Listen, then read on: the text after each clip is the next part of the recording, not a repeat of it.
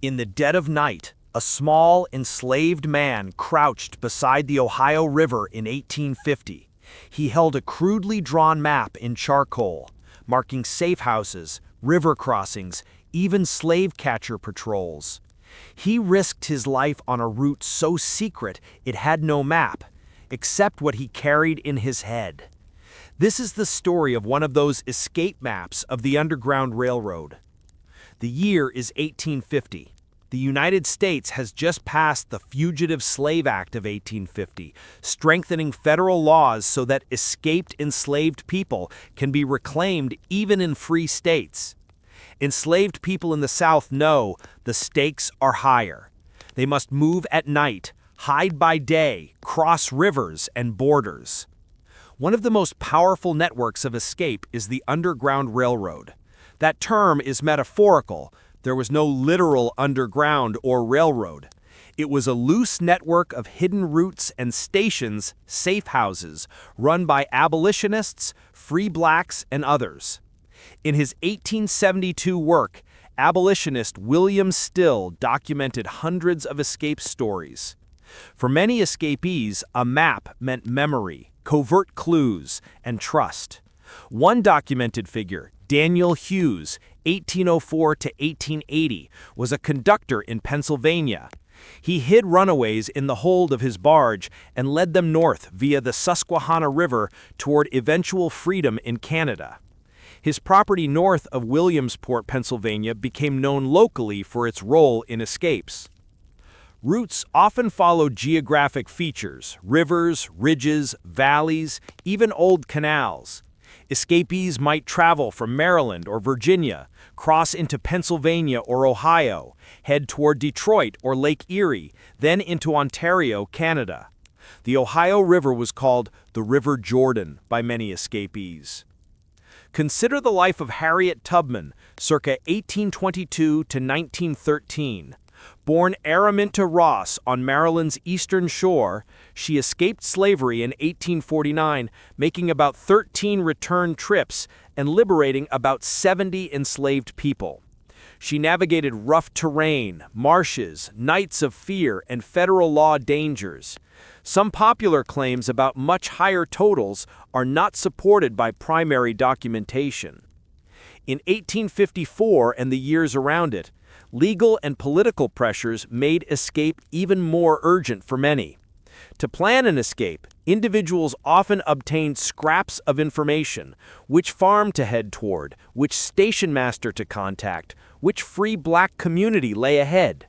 These bits of intelligence, oral, gestured, sometimes sketched, formed the map. We return to our central idea, the runaway slaves map. It was rarely a paper map. Instead, it was a whispered list of safe houses, a sequence of nights and hides, the route across the river, the hills, the forest. The map in his head and the network of secret helpers were his only way out. At key stops in cities such as Philadelphia, abolitionists and record keepers like William Still kept detailed accounts. He would interview escapees and record names, origins, and destinations. His collected narratives preserve the patterns of routes, the names of conductors, and the desperate ingenuity of escape. Let's place our man geographically. Suppose he is in Maryland. He escapes at night. He heads north toward Pennsylvania or Ohio. He crosses the Mason-Dixon line. He knows from others, follow the river to that town. At dawn, knock twice on the door of the Quaker's house. Wait until the lantern blows. In his mind, that is a map. One crossing, one station, one conductor. On his journey, he may meet prominent agents such as Thomas Garrett in Wilmington, Delaware, or Levi Coffin in the Midwest.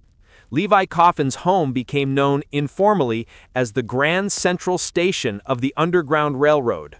But the map he carries is not a single document, it is the sequence: plantation, to night escape, to river crossing, to station, to next station, on toward Canada. Why Canada? Because after the Fugitive Slave Act of 1850, even the free states north of slavery were dangerous. Canada, British North America, was legally safer. Thus, the destiny point of the map is often Ontario or other parts of what is now Canada. Every point on that map carried risk. One captured runaway could unravel an entire chain. One unexpected patrol, one betrayal at a station, any of these could send a fugitive back into bondage. For example, some escape attempts ended in capture when plans were betrayed or when owners tracked fugitives across state lines. Our protagonist arrives at a station, a Quaker basement in New Jersey, a barn in Ohio, a secret room in a free black home. He is hidden, fed, clothed. At night he moves again. Stations were often churches, barns, homes, even riverboats and barges. He keeps moving, perhaps through Ohio's Western Reserve, to Lake Erie, then by boat into Ontario. Finally, he steps over the border into Canada. Freedom. But even there, the journey leaves scars. Family torn, friends left behind, the trauma of escape. His route becomes part of a larger geography, the map of resistance, of flight, of self-liberation. The networks of people like Harriet Tubman, William Still, Daniel Hughes, Levi Coffin, Thomas Garrett become landmarks on that map. The map carried by that runaway slave wasn't drawn in ink. It was etched in courage, in night walks, in hidden doors, in whispered directions. His map linked one human to another across states, across danger, across borders. And the irony? The greatest map of freedom was never published, never printed. It existed only in memory and in the risked footsteps of those who refused bondage. Today, when we talk about freedom, let us remember, the real map wasn't on paper, it was in their hearts. They followed it, and we still follow it.